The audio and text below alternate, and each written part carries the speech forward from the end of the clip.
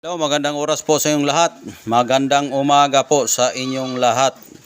At lalong-lalo na sa aking solid followers hanggang ngayon, nandyan pa kayo. Maraming salamat po. At yung aking mga bagong subscriber, maraming salamat po sa walang sawang pagsubaybay sa aking channel. At ang ating pag-uusapan po ngayon ay tungkol sa mutya ng kalikasan na palagi nating inulit-ulit na ipapakita sa inyo para makatulong din tayo sa mga tao na nangangailangan ng mga mutya na pampaswerte at pamproteksyon. Ito'y kwento lamang sa mga taong naniniwala sa mga birtod, agimat at anting-anting na pwede nating mapagbigyan sa ating mga mutya ng kalikasan. Ito po ang ating mutya na ipapakita sa inyo na napakagandang mga mutya. Ito po ang mutya sa pusit o nukos. Ayan. Mutya po ito sa nukos. Nakuha ko po ito sa loob ng malaking nukos. Nagbili kami sa Tiangge, doon sa Tianggihan namin, mayroong malaking pusit o nukos na aming binili. Mga 5 kilos yata yon. Noong kinatay namin dito, hiniwa-hiwa namin yung nukos. May bato po sa ilalim, ito po.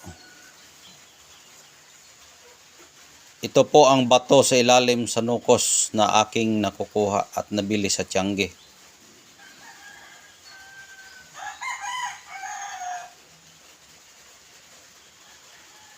Ayan. Ang tanong dyan, bakit po pumasok yan doon sa ilalim ng nukos o pusit? Ibig sabihin, itong bato na ito ay may kapangyarihan po ito na ibibigay sa tao na pwede nating gamitin sa ating paglalakbay. Kahit saan tayo maglakbay o magpunta, mayroon tayong gabay na makapangyarihan.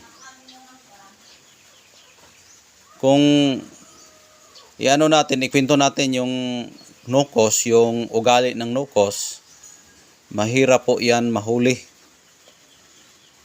Mahirap po yan mahuli. Dahil yung nukos, mayroon po yung tagulilong na tinatawag na kanyang dagta na itim. Kung habulin mo yan, hindi mo yan makikita. Dahil meron siyang iniwan na maitim na, yung maitim na parang tubig, yung kanyang liquid na binubugan niya na para malito po yung kalaban.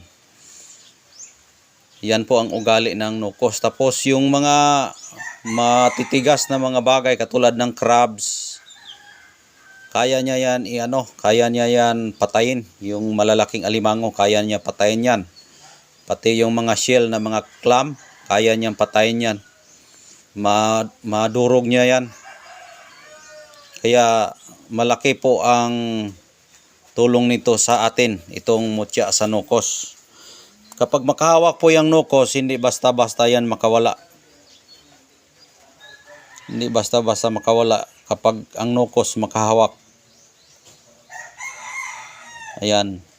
Bakit natin nakikita yan? Dahil nga po sa pinipili lang po ang taong pinagbigyan na makakuha sa bato ng nukos.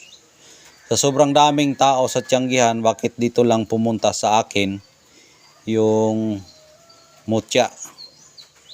Marami namang nagbinta doon na mga tao na puro lahat po mga pusit na malalaki. Dito lang pumunta sa akin yung bato. Kaya ang ibig sabihin po niyan,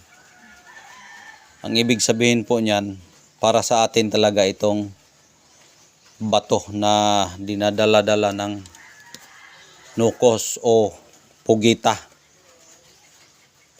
Dahil yung nukos, pugita, isa lang po yan. Malaki lang yung pugita. Yung nukos maliit, pero yung pugita medyo malaki-laki. Magkapares lang po yan. Ito ay pugita nga po ito. Nukos na pugita. Ang laki na niya ay ganito kalaki yung ulo. Ganito. Ayan o.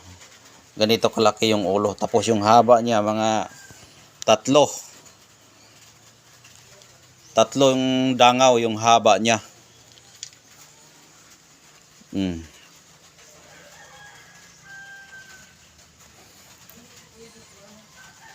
Mga 5 kilo mahigit yung katawan ng nokos na malaki o pugita.